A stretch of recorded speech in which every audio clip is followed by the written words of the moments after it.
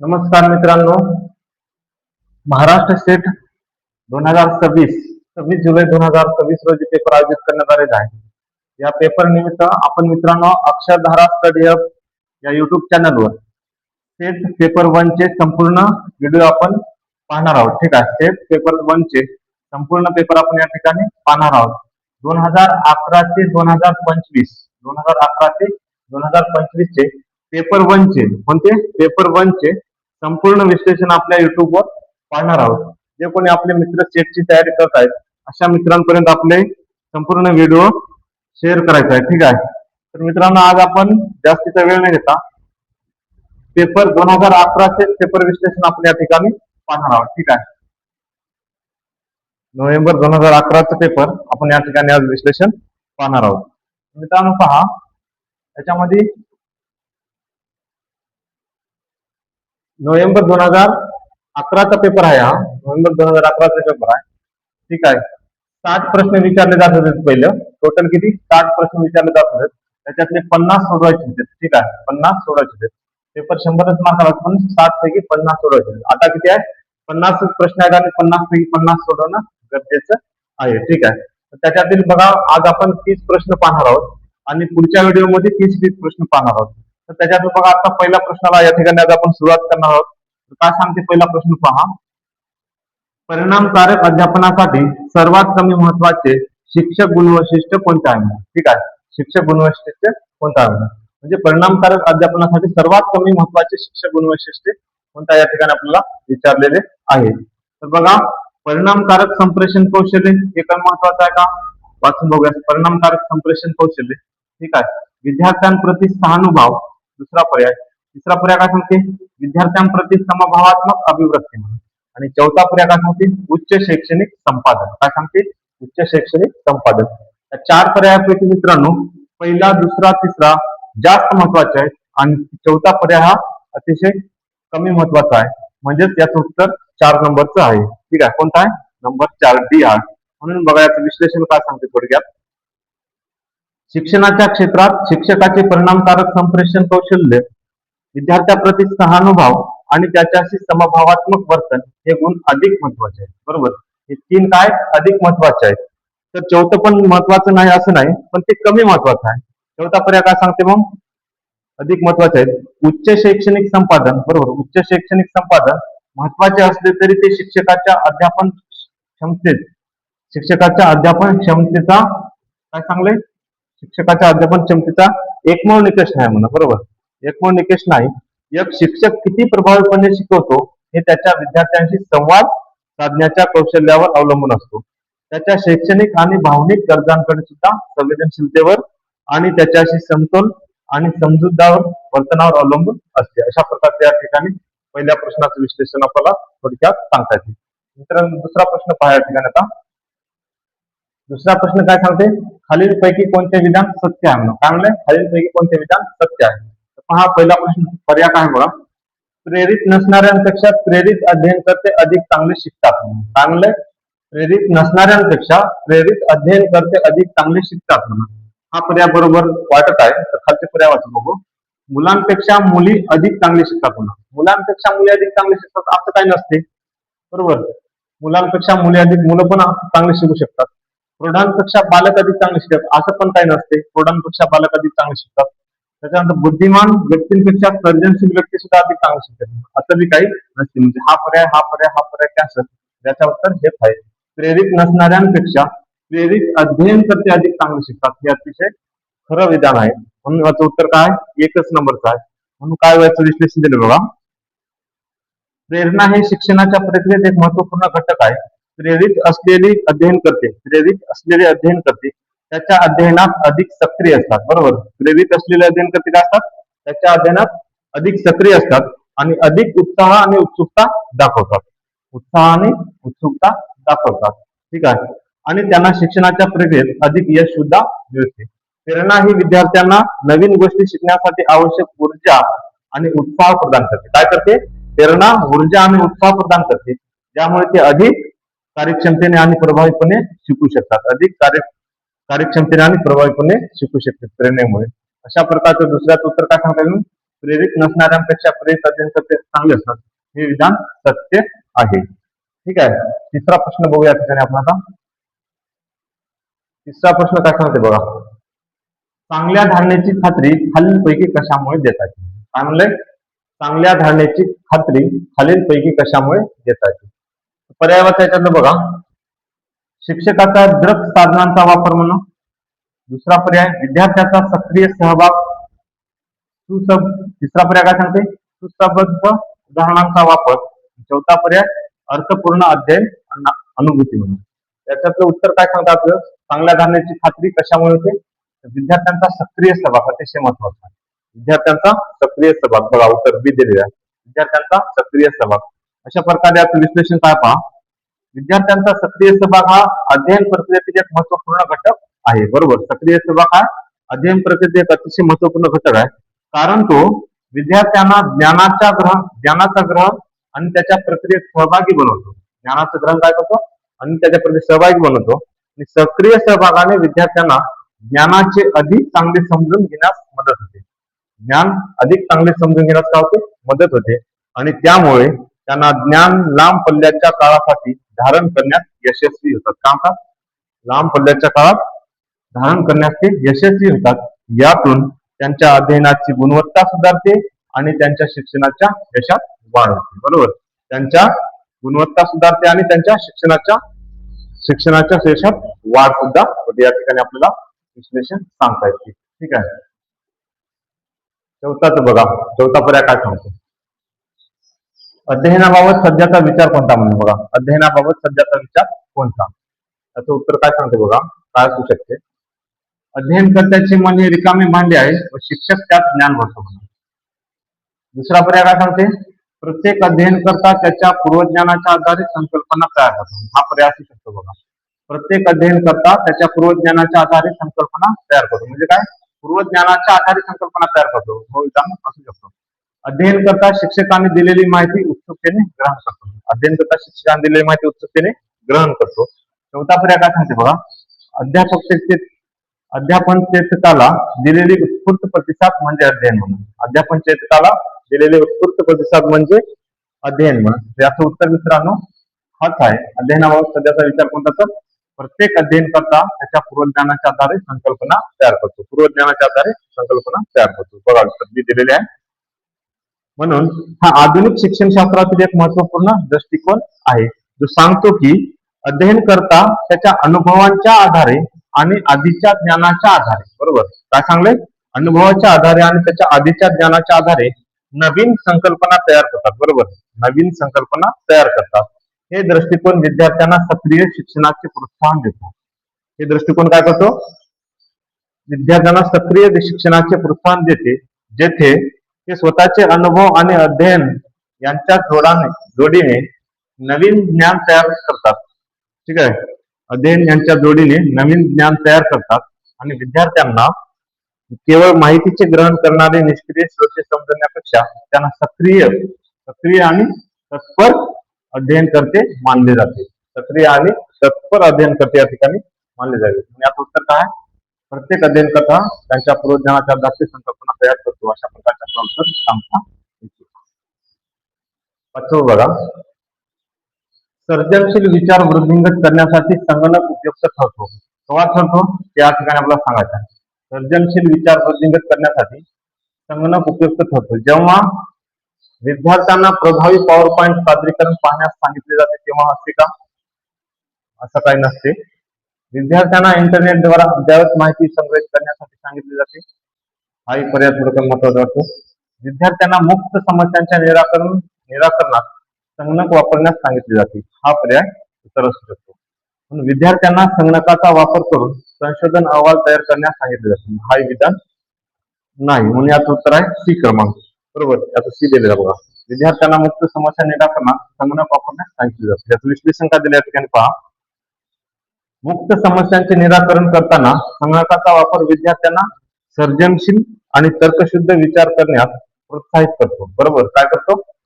सर्जनशील आणि तर्कशुद्ध विचार करण्यास प्रोत्साहित करतो.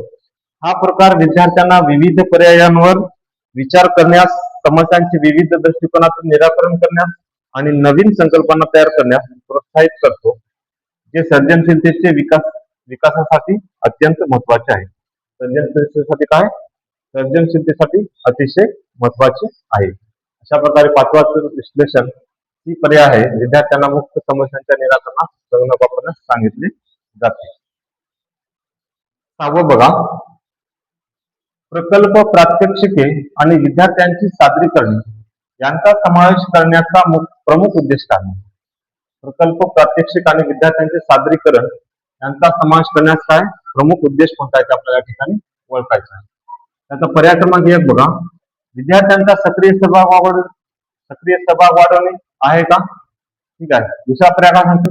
विद्यार्थ्यांच्या अशैक्षणिक नॉन अकॅडमिक गुणवैशिष्ट्यांचे मूल्यमापन करणे. तिसरा पर्याय काय सांगतो बघा, मूल्यमापन सातत्यपूर्ण व सर्वंकष करणे. आणि चौथा पर्याय काय सांगते बघा, विद्यार्थ्यांत स्व अध्ययन कौशल्य विकसित करणे. बरोबर, काय? स्व अध्ययन कौशल्य विकसित म्हणजे स्वतःचं अध्ययन सुद्धा कौशल्य विकसित करण्यासाठी आहे. काय कशासाठी असते हा प्रमुख उद्देश? स्व अध्ययन कौशल्य विकसित करणे, विद्यार्थ्यांत स्व अध्ययन कौशल्य विकसित करण्यासाठी असतो. म्हणून बघा 6चं विश्लेषण पर्याय क्रमांक त्याचा डीच आहे. विद्यार्थ्यांत स्व अध्ययन कौशल्य विकसित करणे हे प्रकल्प, प्रात्यक्षिके आणि विद्यार्थ्यांची सादरीकरणे यांचा समावेश करण्याच्या पद्धतीचे प्रमुख उद्देश असतो. ठीक आहे. म्हणून कारण या पद्धतीत विद्यार्थ्यांमध्ये स्वशिक्षणाचे महत्व आणि कौशल्य विकसित करतात. स्व अध्ययनाचे, स्वशिक्षणाचे महत्व आणि कौशल्य विकसित करतात. अशा प्रकारचे 6वे विश्लेषण आपल्या थोडक्यात सांगता येते. 7वा प्रश्न काय विचारला होता पहा, संशोधन म्हणजे काय? संशोधन म्हणजे काय या ठिकाणी? संशोधन म्हणजे नेहमीची क्रिया आहे का, वार्षिक क्रिया आहे का, नैमित्तिक क्रिया, सत्यशोधन क्रिया? जे वाक्यात बघा, संशोधन म्हणजे काय? सत्यशोधन क्रिया. काय सत्यशोधन क्रिया? म्हणून याचं उत्तर 4च आहे. उत्तर दिलेलं 4 डी दिलेलं होय. त्याचं विश्लेषण का बघा, संशोधन ही एक प्रक्रिया आहे ज्यामध्ये व्यवस्थित काटेकोर आणि तार्किक पद्धतीने नवीन ज्ञान, माहिती, सिद्धांत किंवा समज शोधण्याचे काम केले जाते. या प्रक्रियेत निरीक्षण, प्रयोग आणि विश्लेषणाचा समावेश असतो. कशाचा समावेश असतो? निरीक्षण, प्रयोग आणि विश्लेषणाचा समावेश असतो. आणि त्याचे उद्दिष्टे तथ्याचे आणि निष्कर्षाचे शोधन आणि पुष्टी करणे असते. म्हणून संशोधन हे नेहमीची वार्षिक किंवा नैमित्तिक क्रिया नसून ती विशिष्ट उद्दिष्टे आणि ध्येयासाठी केली जाते. ठीक आहे, विशिष्ट उद्दिष्टे आणि ध्येयासाठी केली जाते. म्हणून संशोधन म्हणजे काय? सत्यशोधन क्रिया आहे. काय? सत्यशोधन क्रिया. अशा प्रकारचे थोडक्यात विश्लेषण आपल्याला सांगता येते. ठीक आहे. 8वा प्रश्न बघा काय विचारलंय, संशोधनात्मक प्रश्न कशामधील संबंध स्पष्टपणे शोधण्याचा प्रयत्न केला जातो. संशोधनात्मक प्रश्न कशामधील संबंध स्पष्टपणे शोधण्यासाठी प्रयत्न करतो. पहिला पर्याय बघा, सेवा पुरवठा. दुसरा काय? संशोधन. तिसरं काय? परिकल्पना. चौथं काय? परिवर्त्य. याचं उत्तर परिवर्त्यच आहे, व्हेरिएबल. बघा 4 नंबरचं उत्तर काय दिलंय? परिवर्त्य, व्हेरिएबल दिलं आहे. म्हणजे आता विश्लेषण बघा, संशोधनात्मक प्रश्न हे मुख्यतः परिवर्त्यांमधील व्हेरिएबल म्हणजे त्या परिवर्तनाला काय म्हणजे इंग्लिशमध्ये व्हेरिएबल्स म्हणतात.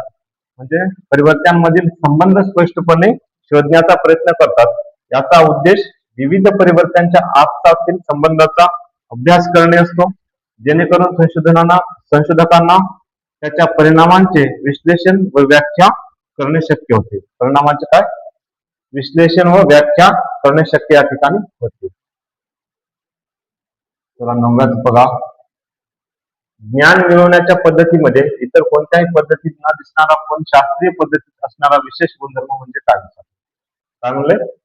ज्ञान मिळवण्याच्या पद्धतीमध्ये इतर कोणत्याही पद्धतीत न दिसणारा पण शास्त्रीय पद्धतीत असणारा विशेष गुणधर्म म्हणजे काय? शास्त्रीय पद्धतीत असणारा विशेष गुणधर्म काय असते? दैवी अधिकार शास्त्रीय असू शकतो काय? असू शकत नाही.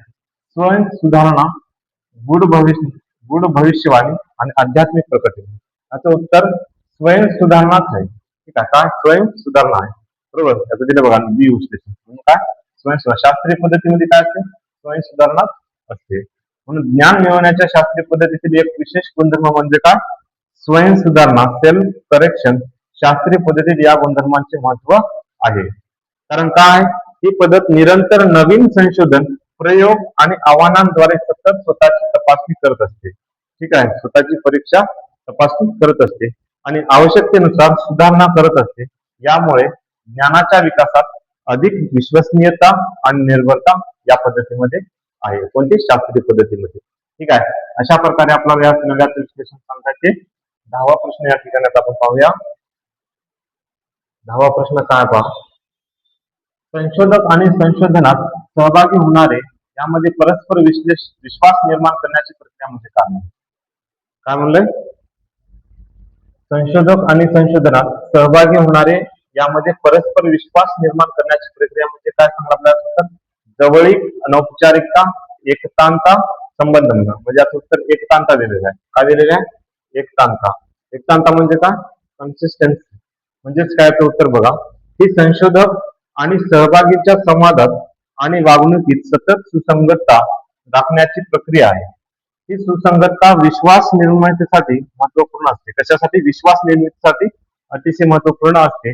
कारण ती दर्शविते की संशोधक त्याच्या वचनाचे पालन करते. काय करतात? त्याच्या वचनाचे पालन करतात आणि त्यांच्या उद्दिष्टांमध्ये खरे आणि पारदर्शक असते. खरे आणि पारदर्शक आहेत. अशा प्रकारचे 10व्या सेशन आपल्याला थोडक्यात सांगता येते. ठीक आहे. 11वा पहा. परिकल्पना हायपोथेसिस तयार करण्यासाठी पूर्वपीठिका यात असते. कशात असते? परिकल्पना तयार करण्यासाठी पूर्वपीठिका कशात असते? आपल्या ठिकाणी ओळखायचं आहे. उपलब्ध साहित्य आणि सिद्धांत, मुलाखती, प्रश्नावल्या, निरीक्षणे. याचं उत्तर आहे हेच आहे. काय? उपलब्ध साहित्य आणि सिद्धांतामध्ये परिकल्पना पूर्वपीठिका असते. त्याचे विश्लेषण पहा. परिकल्पना हायपोथेसिस तयार करण्यासाठीची पूर्वपीठिका म्हणजे उपलब्ध साहित्य आणि सिद्धांत. संशोधनाच्या प्रारंभिक टप्प्यात संशोधक उपलब्ध असलेल्या साहित्याचा आणि संबंधित सिद्धांताचा अभ्यास करतात, जेणेकरून त्यांना आपल्या संशोधनाच्या क्षेत्रातील मौजूदा ज्ञानाची आणि त्याच्या मर्यादांची माहिती असते. ज्ञानाची आणि त्यांच्या मर्यादेची माहिती असते. ठीक आहे. 12वा प्रश्न पहा. 12वा प्रश्न काय सांगते? गावातला पुढारी किंवा एखाद्या संस्थेचा व्यवस्थापक किंवा एखादा हॉस्पिटलचा संचालक की ज्याची परवानगी घ्यावी लागते किंवा चांगल्या प्रकारे कोणी माहिती देईल हे सांगू शकणारी व्यक्ती म्हणजे कोण? या ठिकाणी विचारलेलं आहे. पर्याय काय दिलेला आहे? की informant, resource person, gate keeper, critical participant. याचं उत्तर काय आहे विद्यार्थी मित्रांनो? पहा. की इन्फॉर्मेंट. की इन्फॉर्मेंट. वा, की इन्फॉर्मेंट हे पर्याय दिले. जर गावातला पुढारी एखाद्या संस्थेचा व्यवस्थापक किंवा एखाद्या हॉस्पिटलचा संचालक यांसारख्या व्यक्तीची परवानगी घेतली जात असेल किंवा जे चांगल्या प्रकारे माहिती देऊ शकतात त्यांना काय म्हणतात? की इन्फॉर्मेंट म्हणतात. काय म्हणतात? की इन्फॉर्मेंट म्हणतात. म्हणून अशा प्रकारे याला की इन्फॉर्मेंट नावाने ओळखले जाते. ठीक आहे. 12वा प्रश्न झाला. 13वा प्रश्न काय सांगतो बा? तर मित्रांनो पहा. 13 ते 18 हा पॅसेज आहे. का? पॅसेज आहे. पॅसेजवर प्रश्न विचारलेले आहेत. याचं उत्तर आपण डायरेक्टली सांगता एका व्हिडिओमध्ये आपण संपूर्ण पॅसेज घेऊया. एक 7-8 पॅसेज तुम्हाला नेक्स्ट कोणत्या तरी एका व्हिडिओमध्ये आपण पूर्ण माहिती देऊया. कसं सोडायचं ते सांगण्यात येईल. पण डायरेक्ट उत्तर घेऊया 13 ते 18 मध्ये. 13चं उत्तर काय दिलं आहे? पूर्वार्ध बरोबर सांगलेले आहे. 14चं उत्तर काय सांगलेले आहे? पाश्चिमात्याकडील ऐतिहासिक पुरावे म्हणून. 15व्याचं उत्तर पूर्व विधान बरोबर म्हणून. आपण याचं संपूर्ण विश्लेषण एका व्हिडिओमध्ये पाहू. फक्त पॅसेजची एक व्हिडिओ बनवत आपण नंतर नेक्स्ट व्हिडिओ मध्ये कोणत्या तरी. 16व्याचं उत्तर तत्वज्ञान सांगलेलं आहे या ठिकाणी. 17व्याचं सुद्धा शेवटी ती मानवी बुद्धीने मिळविलेले ज्ञान असते म्हणून. आणि पुढील पैकी कोणते शीर्षक उत्तरास सर्वात समर्पक ठरते? दिलेल्या उत्तरास कोणतं समर्पक उत्तर ठरते?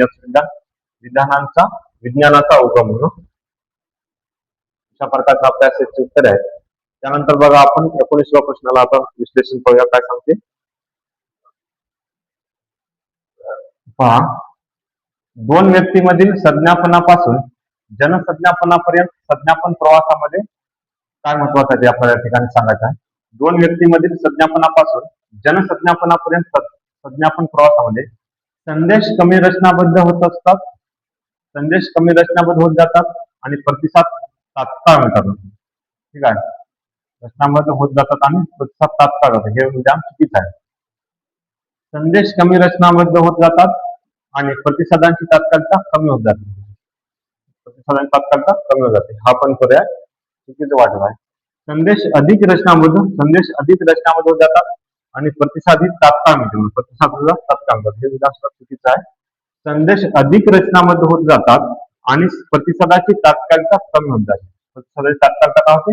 कमी होत जाते. याचं विधान आहे 4 पर्याय क्रमांक उत्तर आहे याचं डी आहे. म्हणून बघायचं विश्लेषण काय सांगते. दोन व्यक्तीमधील संज्ञापनापासून जनसंज्ञापनापर्यंतच्या संज्ञापन प्रवासात संदेशांची रचनात्मकता वाढत जाते. काय होते? संदेशाची रचनात्मकता वाढत जाते. संदेश अधिक रचनाबद्ध होत जातात म्हणून, बरोबर. संदेशाची रचनात्मकता वाढत जातात आणि प्रतिसादांची तात्काळता कमी होत जाते. प्रतिसादाची तात्काळता काय होते? कमी होत जाते. ठीक आहे. काय होते? प्रतिसादाची तात्काळता कमी होत जाते. याचा अर्थ असा की जसे जसे आपण वैयक्तिक संज्ञापनापासून जनसंज्ञापनाकडे जातो, वैयक्तिक संज्ञापनापासून जनसंज्ञापनाकडे जातो, संदेश अधिक संरचित आणि व्यापक बनत जातात आणि प्रतिसादाची तात्काळता काय होते? कमी होत जाते, कारण जनसंज्ञापनात व्यापक प्रेक्षकांशी संपर्क साधला जातो. काय होते? जनसंज्ञापनात व्यापक प्रेक्षकांशी संपर्क साधला जातो. अशा प्रकारचे विश्लेषण या ठिकाणी सांगता येते. ठीक आहे. 20 पहा, खालील असत्य विधान बनवा. खालील असत्य विधान ओळखायला सांगा. तुम्ही संज्ञापन करू शकत नाही असे होत नाही ना? तुम्ही संज्ञापन करू शकत नाही असे होत नाही. मौनातून संज्ञापन होते. मौनातून संज्ञापन होते. आपल्याला असत्य विधान ओळखायचं. मौनातून संज्ञापन होते का? होते. माध्यमातून अडथळ्यांमध्ये संदेश ग्रहणावर परिणाम होतो. चौथा पर्याय काय सांगते? संदेश हा माध्यम वैशिष्ट्यांवर निरपेक्ष असतो. संदेश हा माध्यम वैशिष्ट्यांपेक्षा निरपेक्ष असतो. म्हणजे असत्य विधान ओळखायचं तर याचं उत्तर येत आहे निरपेक्ष नसते, ते असत्य नसते. ठीक आहे. म्हणजे उत्तर काय आहे? 4 नंबर दिलेले आहे. 3 सत्य आहेत, तर D हा असत्य आहे. विश्लेषण पाहायचं. हे विधान असत्य आहे कारण संदेशाचे प्रभावीपणा आणि त्याचे ग्रहण खरंच माध्यमांच्या वैशिष्ट्यांवर अवलंबून असते. माध्यमांच्या वैशिष्ट्यांवर अवलंबून असते. विविध माध्यमांच्या वेगवेगळ्या गुणधर्मामुळे संदेशांचा प्रकार आणि त्यांची प्रभावीता बदलत असते. संदेशांची प्रभावीता बदलत असते. अशा प्रकारचे विश्लेषण थोडक्यात सांगतात. 31वा प्रश्न पहा. खालीलपैकी कोणते विधान संज्ञापन आणि संस्कृतीमधील नात्यांचे अचूक वर्णन सांगायचे? संज्ञापन आणि संस्कृती या दोन शब्दांमधील अचूक वर्णन आपल्याला काढता येते. तर पहा याचं काय आहे. संस्कृती संज्ञापनावर अवलंबून नसते म्हणून, बरोबर. काय सांगणे? संस्कृती संज्ञापनावर अवलंबून नसते का? नसते, तर हे विधान चुकीचं आहे, कारण अवलंबून असते. संज्ञापन संस्कृती अवलंबून नसते, हा पण विधान चुकीचं आहे. आणि तिसरा पर्याय काय सांगला? संज्ञापन आणि संस्कृती एकमेकांवर अवलंबून असते, म्हणजे एकमेकांवर दोन्ही संकल्पना काय का अवलंबून असतात. हेच विधान याचं उत्तर आहे. संज्ञापन आणि संस्कृती या घटकांचा एकमेकांशी संबंध नाही, एकमेकांशी संबंध आहे. याचं उत्तर काय?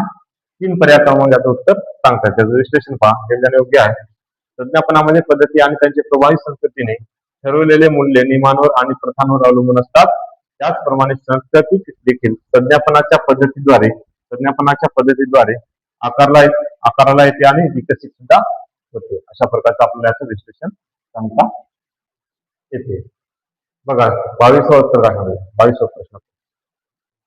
खालीलपैकी काय सशब्द संज्ञापनाचे उदाहरणे कोणत्या? सशब्द संज्ञापनाचे उदाहरणे कोणत्या त्या ठिकाणी दिले? लिहिणे, ऐकणे, वाचणे, बोलणे हे 4ही पर्याय त्याचे उदाहरणे आहेत. याचं उत्तर आहे डी. याचं उत्तर काय? 4ही उदाहरणे ऐकायचे. याचं उत्तर बघा. सशब्द संज्ञापनाचे उदाहरणे म्हणजे लिहिणे, ऐकणे, वाचणे आणि बोलणे या 4ही गोष्टी संज्ञापनाच्या प्रक्रियेत येतात आणि शब्दांचा वापर करतात. त्यामुळे योग्य उत्तर आहे 4ही गोष्टी उदाहरणे आपल्याला या ठिकाणी याचं उत्तर सांगता येते. त्याच्यानंतर पहा 23 उत्तर बघा. नव्या माध्यमातील खालील संज्ञापन सुविधांची कालानुक्रम संख्येत लावा. ट्विटर, हॉटमेल, युट्यूब, फेसबुक याचं उत्तर कोणत्या पर्यायानुसार आहे? बघा. पर्याय क्रमांकाचं उत्तर ए आहे. काय? ए आहे. बघा, हॉटमेलची स्थापना कधी आहे? 1996. हॉटमेल हे काय पहिली मोठी विनामूल्य वेब आहे. वेब आधारित ईमेल सेवा होती. 1996 मध्ये त्याची सुरुवात झालेली आहे. त्याच्यानंतर 2004 ला फेसबुक सुरू झालेलं आहे. फेसबुक 2004 मध्ये सुरू झाले आणि सामाजिक नेटवर्किंगसाठी अग्रगण्य प्लॅटफॉर्म ओळखले जाते. त्याच्यानंतर युट्यूब तर आता सर्वांनाच होणार. युट्यूब 2005 मध्ये सुरू झाले आणि व्हिडिओ सामायिकरणासाठी अग्रगण्य प्लॅटफॉर्म बनले. त्याच्यानंतर ट्विटर 2006 ला सुरू झाले आणि 6 ला सुरू झाल्यानंतर काय लहान संदेश पाठवण्यासाठी लोकप्रिय प्लॅटफॉर्म बनलेले आहे. अशा प्रकारचे याचे विश्लेषण बघा. हॉटमेल कधीचा आहे 1996. तर ट्विटर कधीचा आहे 2006. युट्यूब कधी आहे 2005 आणि फेसबुक कधी आहे 2006 आहे. म्हणजेच काय असं विश्लेषण पर्याय क्रमांक 1 सांगता येते. ठीक आहे. फेसबुक कधीचा आहे सॉरी फेसबुक 2004 चा आहे. फेसबुक कधीचा आहे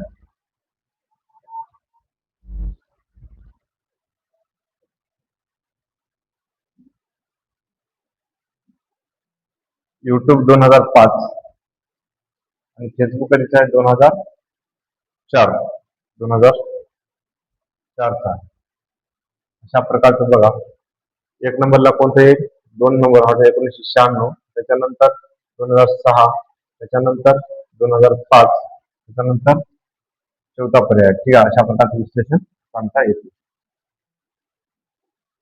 पहा दूरदर्शनचे घोषवाक्य विचारतात आपल्याला बघा. दूरदर्शनचे घोषवाक्य कोणते म्हणून बहुजन हित आहे, बहुजन सुख आहे. दुसरा पर्याय काय सांगतात ते आपल्याला या ठिकाणी अहर्निश सेवा मोहीम. काय म्हणते अहर्निश सेवा मोहीम. सत्यमेव ज्योती सत्यम शिवम सुंदरम. आपल्याला सर्वांना माहिती असतं काय सत्यम शिवम सुंदरम. त्याचे विश्लेषण बघा. दूरदर्शनचे घोषवाक्य आहे सत्यम शिवम सुंदरम. या घोषवाक्याचा अर्थ काय सांगतात ते सत्य हे सुंदर आणि शिवमय म्हणजे काय चांगले असते. हे घोषवाक्य दूरदर्शनच्या मूल्यांना आणि उद्देशांना प्रतिबिंबित करते. 25 पहा विसंगत घटक ओळखा. बघा गणिताचे प्रश्न लागले त्या ठिकाणी बुद्धिमत्तेचे प्रश्न आहेत. विसंगत घटक ओळखा. याचं उत्तर काय सांगतात ते त्याच्या 3 पैकी एक वेगळा आहे ना. काय वेगळा आहे त्याची लॉजिक बघा. पहिला आणि तिसऱ्याची बेरीज आहे म्हणजे काय 1 + 5 बरोबर किती 6 म्हणजे दुसऱ्या एवढी बेरीज. त्याच्यानंतर काय 1 आणि 6 1 + 6 बरोबर किती 7 म्हणजे दुसऱ्या एवढी. 2 आणि 3 किती 2 + 3 बरोबर 5 आणि 2 आणि 5 बरोबर किती 7 म्हणजे हा मधला पर्याय आलेला आहे. हा सुद्धा मधला पर्याय आला. हा सुद्धा 6 मधला पर्याय आला. याचं उत्तर 243 आहे. का 243 उत्तर आहे. कारण 2 आणि 3 5 केलं याची बेरीज येत नाही. मग हा पर्याय उत्तर काय याचं उत्तर आहे. पुढील क्रमिकेमध्ये प्रश्नचिन्हाच्या जागी काय म्हणजे आपल्याला काय या ठिकाणी विचारलेले आहे. क्रमिका काय दिलेल्या आहे 4, 14/3, 16/3 आणि 6 आणि डॅश. याचं उत्तर कसं आहे बघा मित्रांनो. 14/3 मधून -4 केलेले आहे.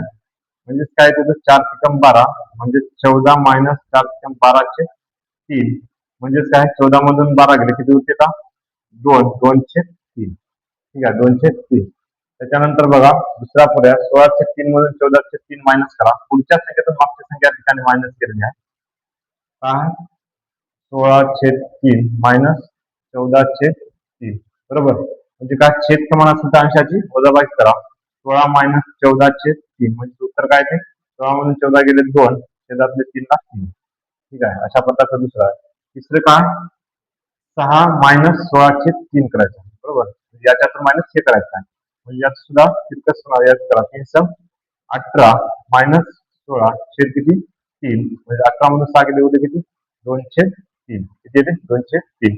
आता आपल्याला काय करायचं आहे मग पुढच्या संख्येतून 6 वजा करायचे आहेत. कोणते प्रश्नचिन्हाच्या दिलेल्या संख्येतून 6 वजा करायचे आहेत. म्हणजे आपलं याचं उत्तर काय ते 20/3 मधून मायनस करायचे. ठीक आहे. म्हणजे काय 20/3 मायनस किती करायचं आपल्याला 6. 20/3 मायनस किती करायचं 6 म्हणजे 3 × 18 म्हणजे 20 - 18 किती करायचं 3. 20/20 - 18 3 म्हणजे 20 मधून 18 गेले किती होते 2 आणि छेदला 3 म्हणजे काय 2/3 झालं. याचं पर्याय क्रमांक उत्तर काय ते मग एक काय ते पर्याय क्रमांक एक येते. ठीक आहे. दुसरं पहा, पुढील अक्षर क्रमवारीतील प्रश्नचिन्हाच्या जागी काय, म्हणजे आपल्या इथे या ठिकाणी केलेले आहे बघा. बी आणि डी मध्ये कितीचा प्रकार, बी सी डी म्हणजे किती, एफ. डी आणि जी म्हणजे ए एफ जी म्हणजे 2. जी एच आय जे म्हणजे किती आहे, 3. इथं काय यायला पाहिजे मग, 4चा फरक यायला पाहिजे. बरोबर, 4चा फरक म्हणजे L M N O P येते. काय 4 सोडून 5वा पर्याय घ्यायचा म्हणजे काय पी येते. बरोबर, 5वा पर्याय पी येते. प्रत्येकामध्ये एक एकने वाढत चाललेले आहे. त्याच्यानंतर बघा 7वा प्रश्न, 28 काम. एका विशिष्ट सांकेतिक भाषेत अक्षरांचे सांकेतन अंकाने केले जाते. अंकांचा क्रम हा अक्षरांच्या क्रमानुसार असेल आणि भाषेत गॉड हे संकेतात काय, गॉड 2 4 3, डॅम 1 3 5 आणि ओएटी काय दिले, 7 2 1 असे आहे. तर या भाषेत डीओटी हा शब्द कसा लिहिला जातो, डीओटी हा शब्द कसा लिहिला जातो बघा. डी कुठे आहे बघा, इथे आहे डी आणि इथं पण या दोन्ही मध्ये सारखी संख्या कोणती आहे, 2 आहे का त्याच्यात, नाही. 4 आहे का, नाही. 3 आहे, 3 म्हणजे काय, डी साठी 3 येतो. त्याच्यानंतर ओ ओ 1 मध्ये आणि 3 मध्ये याच्यात आणि याच्यात काय सारखा ना, 2 आहे का त्यात, आहे. 7 आहे का, नाही. 1 आहे का, नाही. म्हणजे काय करते, 7 येते. 3 7. त्याच्यानंतर टी साठी काय, टी साठी उरले काय मग, हा चेक उरला म्हणजे काय, 1 1 उरला. 3 7 चा पर्याय कुठे बघा, 3 सॉरी 1 मिनिट थांबा, चुकलं आपलं काहीतरी बघा. आपल्याला विचारलं काय, डीओटी चा शब्द विचारला काय, डीओटी. डी साठी तर काय मग, डी साठी काय आलं आपल्या ठिकाणी, तर 3 3 आलं. बरोबर, 3 3 म्हणजे काय, हा पर्याय कॅन्सल. एक तर हा असणार, हा असणार. इथे 3 2 असणार म्हणजे काय आपल्याला टी साठी काढायचा. टी साठी काय बघा, 7 आलेले आहे. ए कुठं आहे का त्यात, ए काय इथं आहे म्हणजे ए साठी काय बघा, एक आहे इथं, एक आहे म्हणजे हा पर्याय येणार नाही. म्हणजे उरले काय, टी साठी काय येईल, टी साठी 2च येईल. टी साठी काय येईल मग, 2 येईल म्हणजे काय,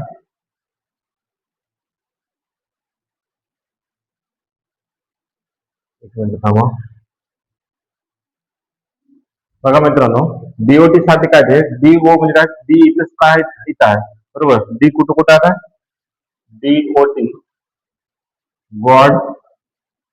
बरोबर, त्याच्यानंतर काय, डॅम त्याच्यानंतर ओएटी बरोबर. म्हणजेच काय, इथं डी दिलं, इथं डी दिलं. डी साठी सारखी संख्या कोणत्या, इथं 3 आहे, इथं 3 आहे म्हणजे काय, डी साठी 3 आलेलं फिक्स झालं. ठीक आहे. त्याच्यानंतर काय, ओ कुठे पर्याय म्हणजे फक्त इथंच आहे. बरोबर, आणि याच्यामध्ये सुद्धा एकच संख्या यायला पाहिजे. म्हणजे इथे के आहे, इथे आहे. या दोघांमध्ये सारखी संख्या कोणती आहे, 1 आणि 1 आहे. आणि इथं 2 आणि इथं 2 आलेले आहे. म्हणजे उरला काय पर्याय, 7 म्हणजे 2 3 2 7. म्हणजे डॉट साठी काय मग, 3 2 7 हाच पर्याय ठिकाणी आहे. 29 पहा, पुढील पैकी कोणत्या संख्या इतर संख्यांपेक्षा वेगळ्या आपल्याला ओळखता. याचं बघा, शेवटच्या 2 संख्यांचा गुणाकार मधल्या संख्येचे दिलेला आहे. म्हणजे काय, 2 गुणिले 5 बरोबर 10, 3 गुणिले 7 बरोबर काय, ते 3 7 21 म्हणजे मधल्या संख्येचं. त्याच्यानंतर 5 गुणिले 5 बरोबर किती, 5 5 25 म्हणजे मधल्या संख्येचं. आणि शेवटचं बघा, 9 गुणिले 9 बरोबर किती येईल, 81 दिले का, 87 म्हणजे त्याचं उत्तर काय असणार, डी. काय असणार, डी. त्याच्यानंतर शेवटचं पहा, एका कुटुंबात 3 पुरुष आहेत, त्यात 2 मुलगी आहेत. 2 मुलगी व 2 वडील असतील तर त्यामध्ये सर्वात लहान पुरुष सर्वात वडील पुरुषाचा कोण असेल. 2 मुलगे 2 मुलगे व 2 वडील असतील तर त्यामध्ये सर्वात लहान पुरुष व सर्वात वडील पुरुषाचा कोण होणार आहे. तर याचं उत्तर आहे मित्रांनो बघा, नातूच असणार. अशा प्रकारचे याचं उत्तर सांगता येते. अशा प्रकारे मित्रांनो पहा, आज 2011 चे 30 प्रश्न, 1 ते 30 प्रश्नापर्यंत आपण विश्लेषण या ठिकाणी या व्हिडिओमध्ये पाहिलेले आहे. नेक्स्ट व्हिडिओमध्ये आपण 31 ते 60 प्रश्न विश्लेषण पाहणार आहोत. तर मित्रांनो, आपण नवीन पाहत असाल तर अक्षरधारा स्टडी या युट्यूब चॅनल आपण सबस्क्राईब करा. हे आपण नवीन युट्यूब चॅनल सुरू केलेलं आहे. तर टार्गेट 2026 जुलै टार्गेट 2026 जुलै सेट परीक्षा पात्र करण्यासाठी आपण या व्हिडिओवर या युट्यूब चॅनल आपण संपूर्ण पेपर विश्लेषण पाहणार आहोत. तर या चॅनलला आपण सबस्क्राईब करा. आपल्याला चॅनल सबस्क्राईब करा, आपल्या मित्रांना जरूर शेअर करा. थँक्यू. नेक्स्ट व्हिडिओमध्ये आपण या ठिकाणी भेटूया.